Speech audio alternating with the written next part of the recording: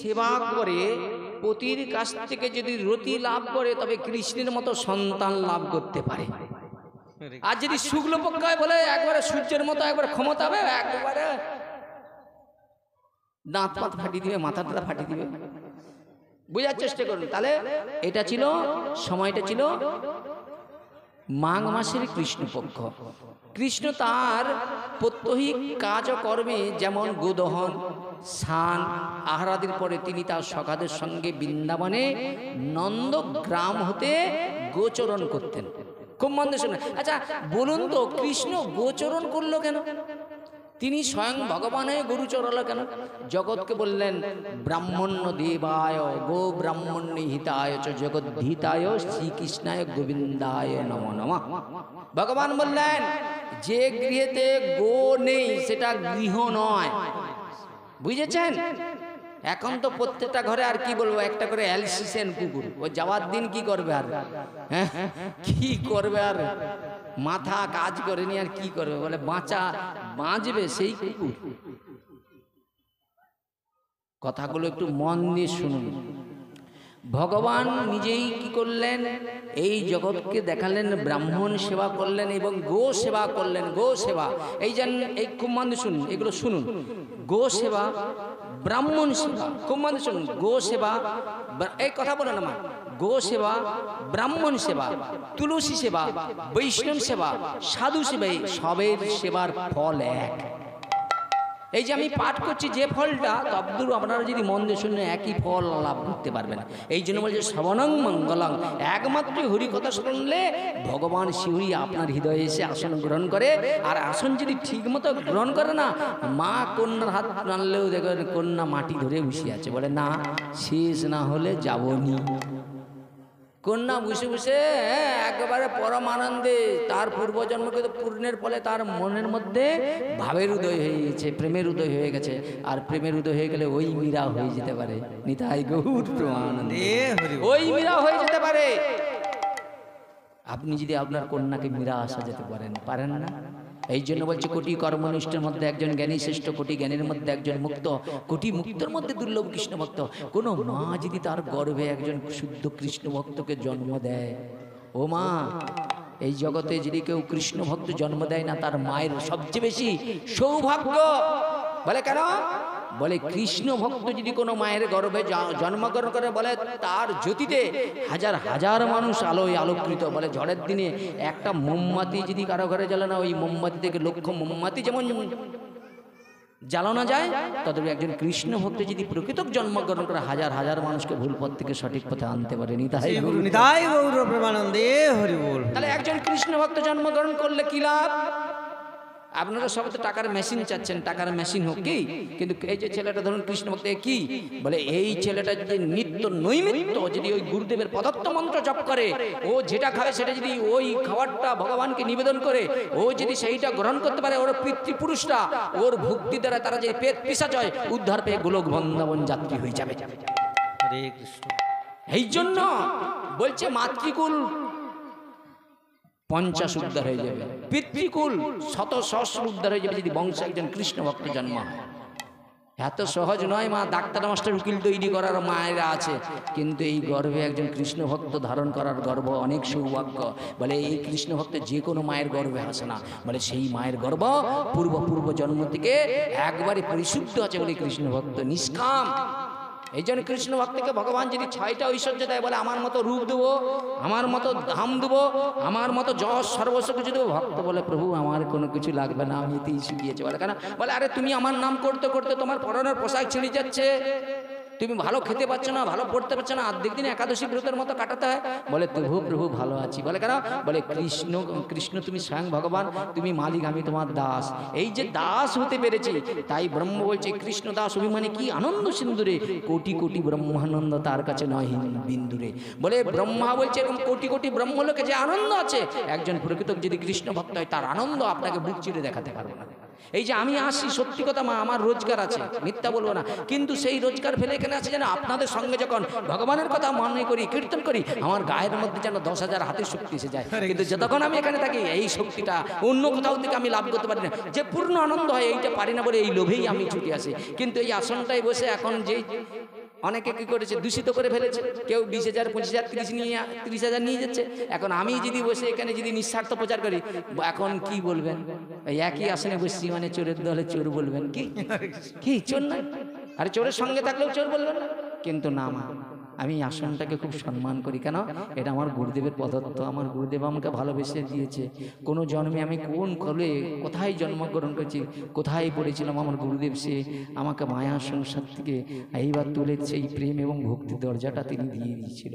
সেই ভক্তিটাকে আমি হৃদয়ে ধারণ করে গুরুপাদ পদ্মে আমি প্রতিজ্ঞা করেছিলাম, গুরুদেব আমি সাধন ভোজন কিছুই করতে পারবো না, একটা জিনিস করব, যদি আমার বদন থেকে আমি মহাপ্রভুর ইচ্ছা, পৃথিবীতে আছো যত নগরাদি গ্রাম সর্বত্রে প্রচার হোক মোর নাম। আমি ভগবান তোমার নাম যখন করব, এই নাম করতে করতে আমার ভিতরে যদি কোনোদিন কামনা জেগে যায়, সঙ্গে সঙ্গে সেই দিন যেন সঙ্গে সঙ্গে গুলি করে তুমি আমায় মারো, যেন আমি সেই যজ্ঞে যেতে পারি। আমি একটা মন নিয়ে যাই, আর সেই মন নিয়ে আমি তাদের পরম মঙ্গলের জন্য সেই যজ্ঞটা যেন সার্থক হয়ে যায়। হে ভগবান, ওই যোগ্যতাটা যদি প্রকৃত সার্থক হয়, ওই যজ্ঞে যারা আসবে তারা সেই যজ্ঞের ফলটা লাভ করতে পারবে। যজ্ঞের ফল তখনই পাবে যদি যজ্ঞে যে আসনে বসবে তাকে সুখদেবের মতো হতে হবে। সে যজ্ঞে বসবে কিন্তু ভগবানের প্রতি তার ভরসা রাখবে, তবেই তো তুমি যজ্ঞে বসার সার্থক হয়েছেন। এই জন্য কৃষ্ণ দাস হয়ে যান। তো সেই জায়গায় দাঁড়িয়ে এখন ভগবান গোচরণ করছে। এই শোনো মন দিয়ে। আচ্ছা, ব্রহ্মাজি গিয়েছে, ব্রহ্মাজি বুঝেছেন, ব্রহ্মাজি বুঝেছেন, চতুর্মুখ ব্রহ্মা, চতুর্মুখ ব্রহ্মা বৃন্দাবনে গিয়েছে। বৃন্দাবনে ভগবান নাকি জন্মগ্রহণ করেছে, ভগবানের নাকি আবির্ভাব হয়েছে। একবার যাই দিকে আসি ভগবান কি করে।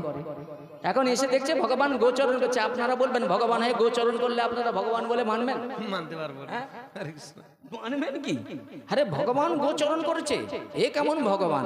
এই ভগবান ভক্তের এঁটো কাছে এই নিয়ে খাচ্ছে, এ কেমন ভগবান? ভগবান তো কারো এঁটো খাবে না, ভগবান তো গরু চড়াবে না। হ্যাঁ, আবার ভগবান কি করেছে? রাখালদের কাঁধে নিয়ে যাচ্ছে। আবার কখনো ভগবান আবার মাটিতে গড়াগড়ি খাচ্ছে। ভগবান গোচরণ লীলাটা জগৎকে দেখালেন, বলে আমি এরকম লীলা করি, কখনো অসুর হত্যা করি, কখনো আমি কারো কাছে কারো চরণ ধৌত করাই, আবার কাউকে কাঁধে নিয়ে চড়াই। আমি ভগবান, আমি সব করি। নিতাই গৌর হরি বল, আমি সব করতে পারি। আবার কি করি জানো তো? পুতনার মনে মনে ইচ্ছা ছিল, যদি আমি তোমাকে যদি কোনোদিন আমি তোমাকে যদি একবার পাই না, আমার স্তনের মধ্যে কালকুট বিষ মাখিয়ে তোমাকে হত্যা করবো। কেন? নাই, পুতনা ছিল বলির কন্যা। বলি সর্বস্ব হরণ করে যখন বামনদেব চলে যাচ্ছে, মনে মনে চিন্তা করছে, এরকম সন্তান পেলে আমি আমার স্তনের মধ্যে কালকুট বিষ্মাকে ওকে হত্যা করবো। ভগবান বলল, দেখো আমি ভগবান, আমার কাছে যে যে আশা করেন তার সব পূরণ করি। কিন্তু শোনো পুতনা, আমি তোমাকে আশীর্বাদ করেছি, এই জন্মে তুমি পাবে না। যেই বারে আমি দাপর লীলা করতে আসবো, তুমি হবে পুতনা। আর আমি নন্দরাজার গৃহেতে যখন আমি যাব, ওই কংস কি করবে? সেই যখন কংস রথে করে নিয়ে যাচ্ছে, তখন আকাশবাণী হলো না, শোনো এই মূর্খ কংস, তুমি যাকে রথে করে নিয়ে যাচ্ছ এই অষ্টম গর্ভের সন্তান, ওই দেবকীর অষ্টম গর্ভের সন্তান তো আমার মৃত্যুর কারণ হবে। বুঝেছ? এই কারণে কি করলেন? দেবকী এবং বসুদেবকে কারারুদ্ধ করে রেখেছিলেন। বুঝেছেন? আর সেই যে ওই চতুর্ভুজ মূর্তি ধারণ করে যখন ভগবান দেখালেন কংসের কারাগারে, সেই এদের মনে আর আনন্দ ভগবানকে দেখেছে, তখন বললেন, আমি এই রূপ দেখতে চাচ্ছি না, আমি দু হাতের, আমি দু মানুষের মতো আমি তোমাকে পেতে চাচ্ছি। ভগবান কি করলেন? নিলেন সঙ্গে সঙ্গে নন্দরাজা কি, এই বসুদেব কি করলেন? নন্দরাজার গৃহেতে রেখে এলেন।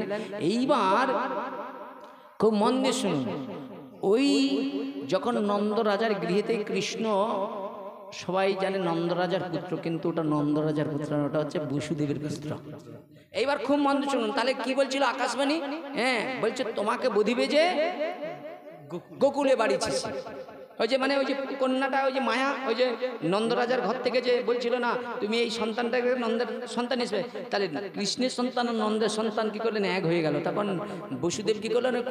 কন্যা হলো মায়া দেবী। মায়া ছাড়া, মায়া দুর্গা দেবী ছাড়া এই সংসারে কোনো ঘটনা ঘটে নাই, সব লীলা তার দ্বারাই হয়। বুঝেছেন? মায়া যদি তোমার প্রতি কৃপা করে, তুমি দেখবেন লীলা করতে পারেন, সঙ্গে সঙ্গে বাধা। কি আরে ইঙ্গিতে পণ্ডিত বুঝে মূর্খ বুঝে কিলে। বুঝেছেন? বুঝে নিতে হবে। বুঝেছেন? তো সেই জায়গায় দাঁড়িয়ে সঙ্গে সঙ্গে এখন ওই পুতনা গিয়েছে কি না, নন্দরাজার পুত্রকে হত্যা করার জন্য। কংস বলছে, যাও পুতনা, এই সব যত গোকুলের সন্তান হচ্ছে, নবজাতক সন্তান, সবাইকে না তুমি হত্যা করে এসো। কংসের কথা শুনে কি করলেন? হত্যা করবার জন্য চিন্তা করে গিয়েছে, বুঝেছেন? এখন যে কি করেছে, খুব সুন্দর একটা পদ্মের ফুল, অপূর্ব মা লক্ষ্মীর মতো তার রূপ মাধুর্য। এ মায়াবীন রাক্ষসী সব যখন তখন রূপ পাল্টে নিতে পারে, বুঝেছেন? মায়াবীন কিরম যখন তখন রূপ পাল্টাতে পারে, সেই রূপটা পাল্টিয়ে চলে গেল কোথায়? নন্দরাজার গৃহীতে। আর নন্দরাজার গৃহীতে যখন ঢুকে, তখন মা যশোদা, রোহিণী মা মনে মনে চিন্তা করলো, বুঝি মা লক্ষ্মী বুঝি আমার পুত্র কৃষ্ণকে মনে আশীর্বাদ করার জন্য এসেছে, বুঝেছেন? আর কৃষ্ণ মনে মনে কি করলেন? বুঝে নিয়েছেন যে আমাকে লীলাটা এমন করতে হবে, চোখটা এখানে বন্ধ করে রাখতে হবে। কেন? ভগবান বললেন, আচার্যগণ বললেন, এই চোখ বন্ধ করার উপরে অনেকগুলো কারণ রয়েছে। বলে কারণ কি? বলে যে শিশু হত্যা করে ভগবান তার মুখ দর্শন করে না, এটা একটা কারণ। এইরকম করে 5-6টা কারণ বার করে দিয়েছে, বুঝেছেন? সেসব কারণ বলতে গেলে আমি আসল জায়গায় থাকতে পারবো না, বুঝেছেন? তারপরে সঙ্গে সঙ্গে কি করলেন? সেই পুতনা কি করলেন? সেই নন্দরাজার গৃহে সেই কৃষ্ণকে কোলে নিয়ে তিনি কি করলেন? আকাশ পথে উঠতে শুরু করলেন। উড়দে উড়দে কি করলেন? সঙ্গে সঙ্গে কি করলেন? স্তনদুগ্ধটা কি করলেন? পুতনাকে করলেন কৃষ্ণকে উপহার হিসেবে দিয়ে দিলেন। আচ্ছা, ভগবান বললেন আমার ভালো দিলেও ভালো আর খারাপ দিলেও ভালো, আমার চোখে সব ভালো। এই দেখেন ভগবান তাহলে কি করে? ভাব গ্রহণ করে। তিনি কি করলেন? বিদুরের বাড়িতে এসে বিদুরের স্ত্রী পরাশরীর কাছে কলার চপা খেলো, কিন্তু দুর্যোধনের দুঃশাসনের ওই রাজভোগ খেলো না। ভগবান বললাম এই ভাবগ্রে জনার্দন। বুঝুন, আপনারা তো ভগবানকে এত দেন, কিন্তু ভক্তি না থাকলেও জিনিস গ্রহণ করবে।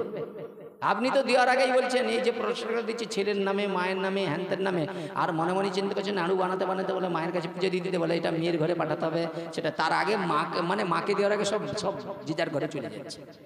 মা ওগুলো গ্রহণ করবে, বুঝেছে? তো পুতনা কি করলেন? যেই স্তম্ভটা দিয়েছে সঙ্গে সঙ্গে কি করলেন? কৃষ্ণকে কি করলেন? পরম আনন্দের টানটা দিয়েছে।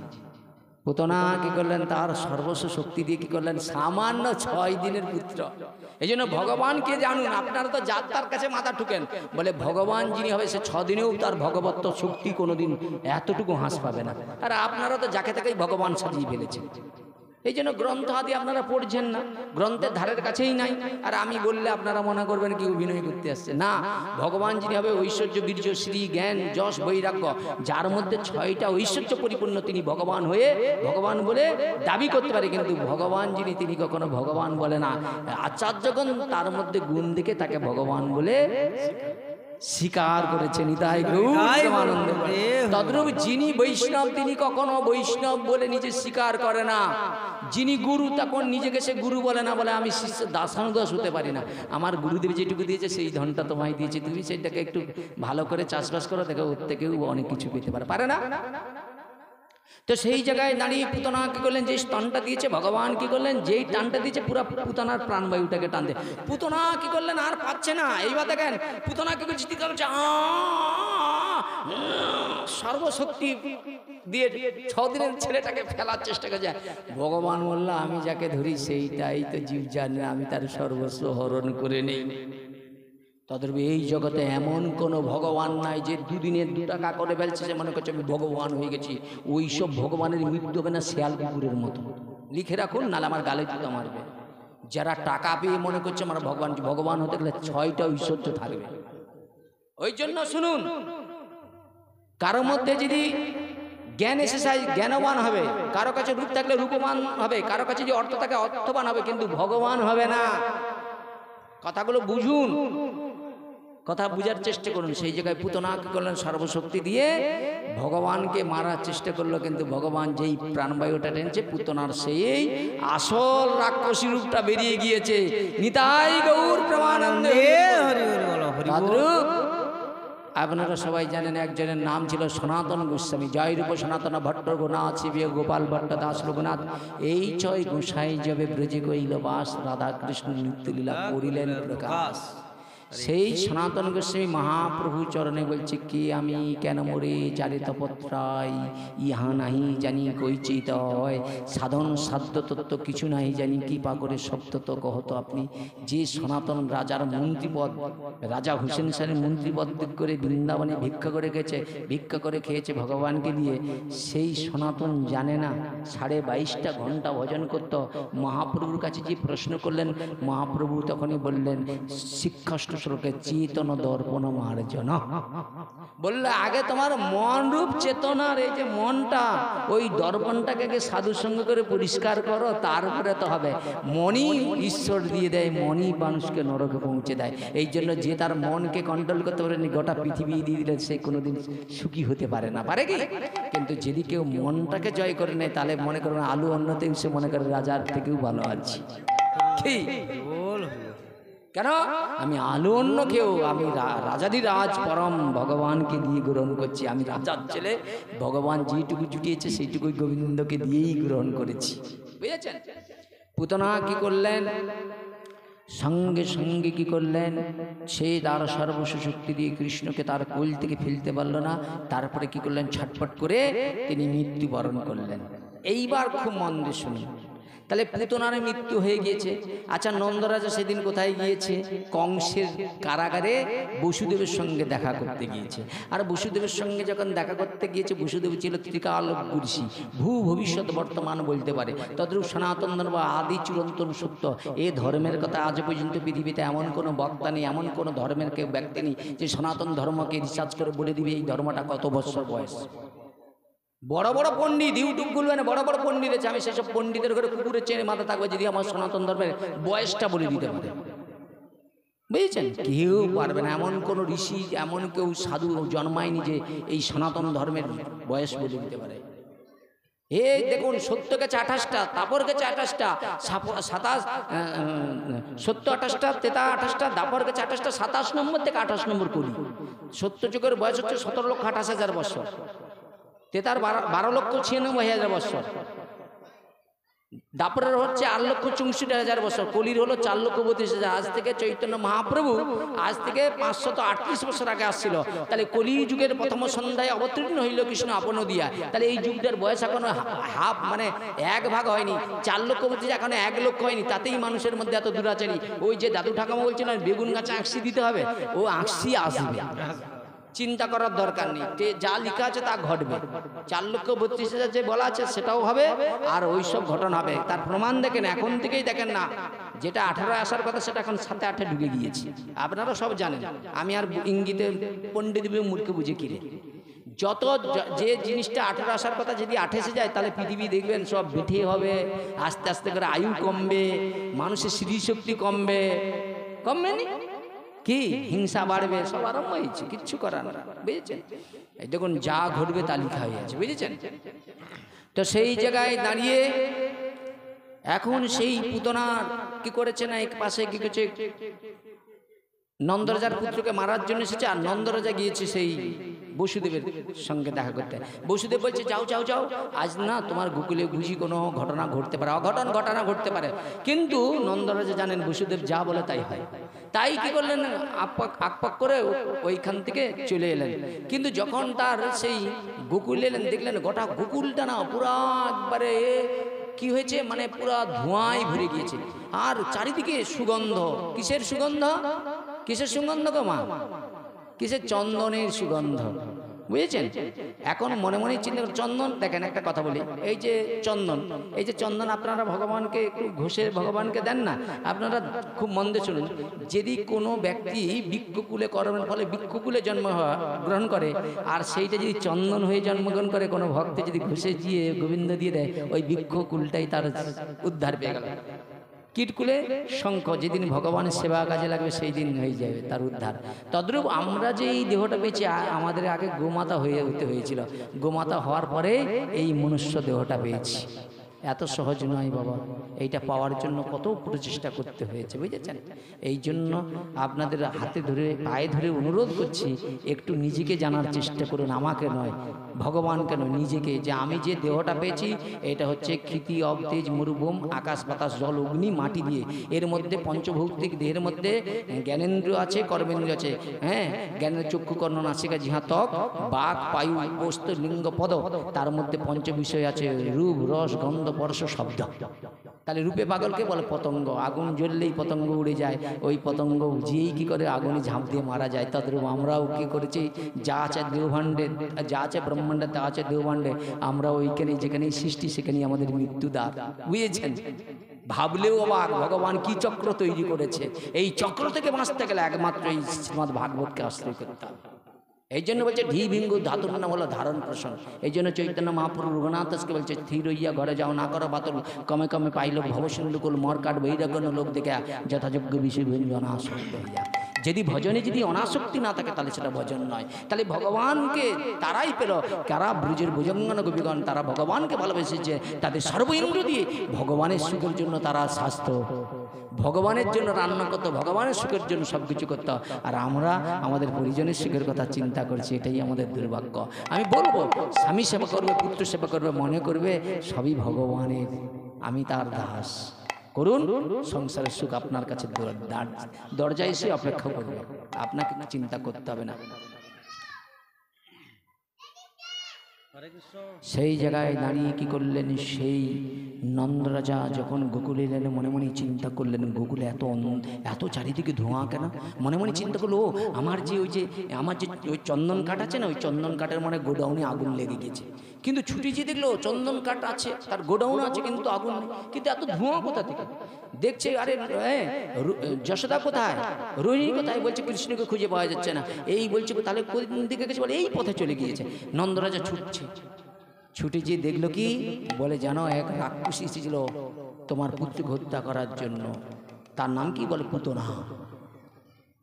আর সেই পুতনা কি করেছে, মৃত্যুর পূর্বে সে কি করেছে, মরার আগে সে যখন মরবে ঠিক সেই সময় ওই যে কংস একটা উদ্যান বানিয়েছে, বুঝেছেন? সেখানে যে বিকালবেলা করে আড্ডা মারতো, বুঝেছেন?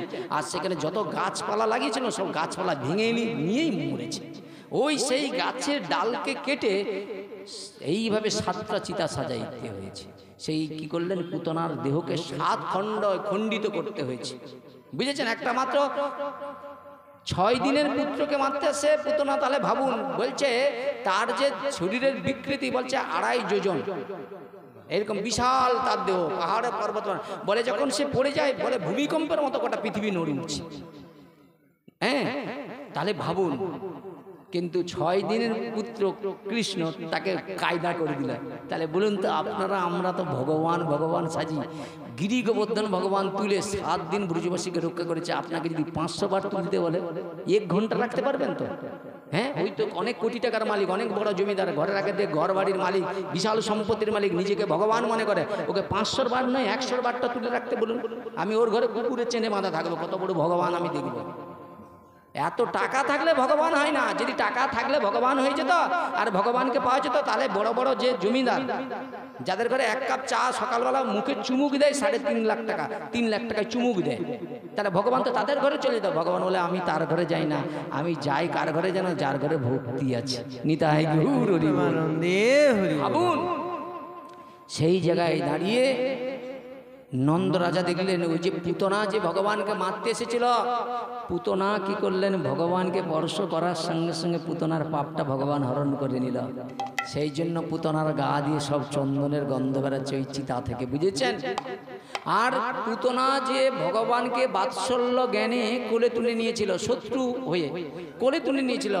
ভগবান কিরকম দয়াবান দেখুন, ভগবান কারো দোষ দর্শন করে না। ওই যে মা যশোদা যেমন সন্তানকে স্তনদুগ্ধ দেয়, আর ভগবানও মনে মনে চিন্তা করলেন, পুতনা আমার সঙ্গে বৈরী ভাব করলো, তিনি তো আমার মা যশোদার মতো আমাকে স্তনদান করেছে, তাই তিনি করলেন বৈরী ভাবটা সরিয়ে পুতনাকে কি করলেন, ধাত্রীগতি দান করলেন, মা যশোদাকে যেই গতি দান করেছিল। একেই বলে ভগবান।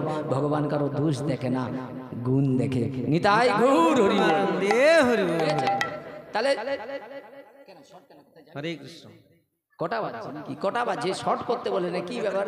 হ্যাঁ এ তো মানে কি বলবো, শুধু অ্যাড দিতে বলে কি করবো আমি খুঁজে শর্ট করে দেবো নাকি? কটা বাজছে আমি তো খুঁজে পাইনি, আমার তো হ্যাঁ কটা 10টা বেজ ভক্তদেরকে জিজ্ঞাসা করুন। হ্যাঁ 9টা 48 কি করবো শর্ট? হ্যাঁ নাকি চলবে? আরে বেশি চললে বেশি পাবো কি, মানে এদের কাছ থেকে নয় ভগবানের কাছ থেকে প্রেম সে বলে নিতাই গৌর। এরা তো যা সিদ্ধান্ত করে নিচ্ছে সে রাত্রি 12টা কেন সকাল পর্যন্ত দিলে সেই সিদ্ধান্তের 1 পয়সা বেশি হবে, ওটার থেকে না ভগবান বেশি করে দিবে। ওই জন্য এরা রেগে যাও গাল দেও, তোমরা শুধু শুনলেই সারা রাত হবে কি, আপনারা থাকবেন তো? হ্যাঁ এখন সেই জায়গায় দাঁড়িয়ে কৃষ্ণ কি করলেন, গোচরণ করতে গিয়েছে সখাদের নিয়ে, বুঝেছেন?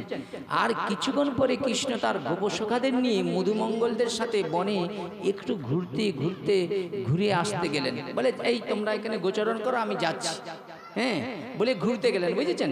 আর তখন ঋতুরাজ বসন্তের আগমনে বৃন্দাবন একবারে বনশোভা উপভোগ করছে ভগবান। এই দেখুন বসন্তকালটা খুব ভালো না খারাপ? ভালো তো। কেন বসন্তকালে কি হয় বলেন তো মা? এই যে ফুলগুলো ফুটে না, কি সুন্দর অপূর্ব ফুলের যে দেখো সৌরভ, ফুলের সৌরভ জানেন তো? সৌরভ মানে গন্ধ। আচ্ছা ফুলটা যখন ফুটে তার যে একটা সুন্দর সৌরভ, সেইটা কি করে বলে না, মৌমাছি মধুকরের মনটাকে আকর্ষণ করে নেয়, করে না কি?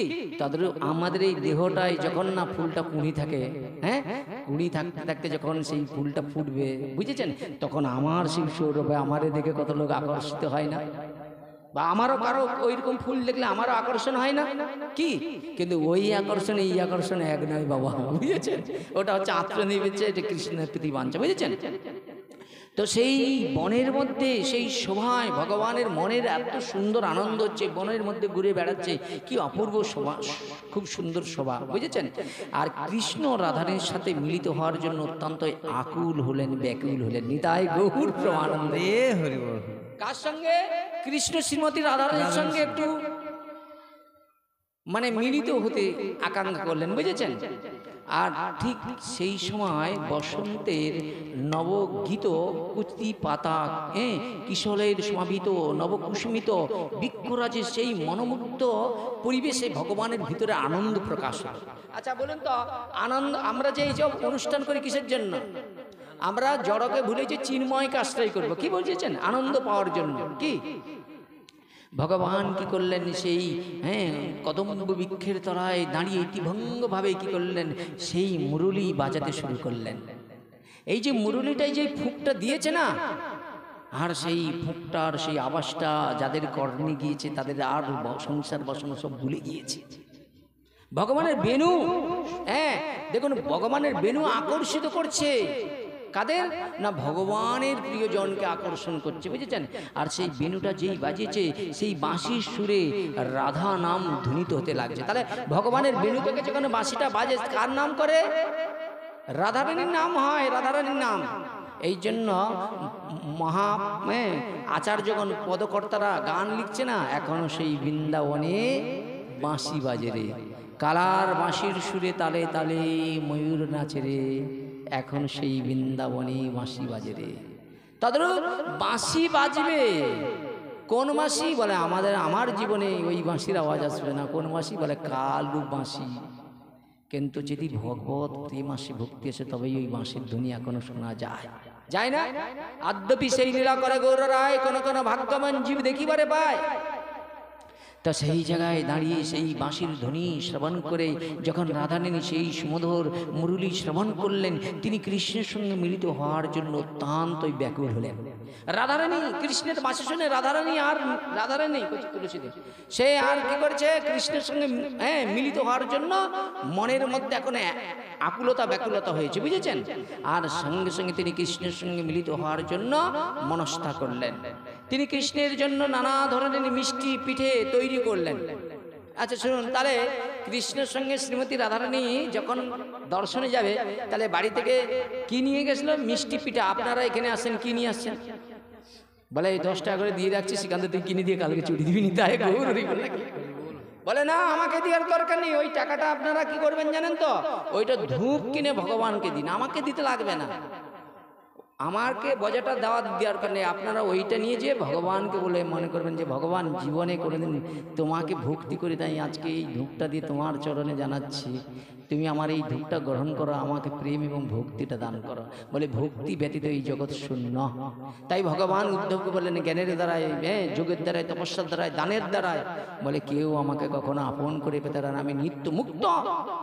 কিন্তু শোনো উদ্ধব, যারা আমাকে ভালোবেসেছে, সংসার বসনা সর্বস্ব কিছু ভুলে গিয়ে আমার উপাসনা করে, মন মন ভাবা মত ভক্ত মজি যে মাং নমস্কুরু, ভগবান বলল এই ভক্তের কাছে আমি চিরঋণী হয়ে তার কাছে কি করি, তার প্রেম ভক্তির কাছে আমি বাঁধা পড়ে যাই। তাই পদকর্তারা বললেন কি, মাতা মরে পুত্র জ্ঞানে করোনা বন্ধন, অতিহীন জ্ঞানে করে লালন পালন, মোর পুত্র মোর সখা মোর প্রাণপতি, এইভাবে যেই মরে করে শুদ্ধ ভক্তি। ভক্তি মানে ভগবানকে ভগবান নয়, পুত্র জ্ঞানে যারা ভালোবাসে, সম্বন্ধ নিয়ে তারাই ভগবানকে পায়, বুঝেছেন। এইবার কি করলেন, সব সুন্দর সুন্দর এই সব পিঠা মিষ্টি তৈরি করে সেই সুগন্ধি চন্দন সুগৃহীত ফুলমালা সব বানিয়ে নিয়ে কৃষ্ণের কাছে যাবে। তারা সখীরা তাদেরকে সুন্দর করে বসন পরিয়ে দিলেন, বিবিধ অঙ্গ ভরণে তাকে সুন্দর সাজালেন। কেন? ভগবানের সঙ্গে তার রিলেশন হবে কত সুন্দর, বুঝেছেন। আর তারপরে অন্যান্য দিনের মতো সূর্য পূজা, মকর সানে যাওয়ার জন্য তারা কি করলেন, কৃষ্ণের কাছে যাওয়ার জন্য জাবর ত্যাগ করলেন। তাহলে রাধারানী যেখানে থাকতেন সেটা হলো জাবর, বুঝেছেন, আর সেটা ত্যাগ করলেন।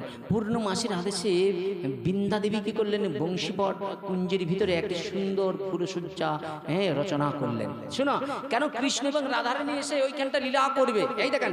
আচ্ছা বলুন তো, খুব মন দিয়ে শুনুন, এই দেখেন একটা কথা বলি আপনার। আচ্ছা কোনো ছেলে কোনো মেয়ে বিবাহ করে যখন বাসরাতে যায়, ওই ছেলেটা ওর মেয়েটাই কি বাসর ঘর সাজায়? হ্যাঁ, কেন? বলে না, ওই দিন কি করে, ওই বাবা মা ফুলের, যারা ফুলের কারিগর তাদেরকে বলে বাসরটা যেন সুন্দর। কেন করে? বলে এই বাসরটা সাজানোর কারণ সেখানে খুব সুন্দর খাওয়ার থাকে, খুব সুন্দর গন্ধ থাকে। কেন? বলে মনের মধ্যে আগে সুন্দর ভাবটা তৈরি হোক, মনটা যদি আনন্দ না হয়, তুমি আনন্দের বিনিময়ে দুঃখ আসবে। নিতাই গৌর হরি বল, আনন্দে হরি বল, বুঝেছেন। এই জন্য জানতে হয় এগুলো। ওই জন্য দুর্গাপূজার সময় যে আপনি নতুন পোশাকটা পরে যান, কেন? মনের মধ্যে আনন্দ আসে। তোমায় দেখে বলে বাহ কি সুন্দর পোশাকটা, কি মানিয়েছে, কি অদ্ভুত, বাহ এর কি সুন্দর, দেখ পোশাকটা এত ভালো লাগে।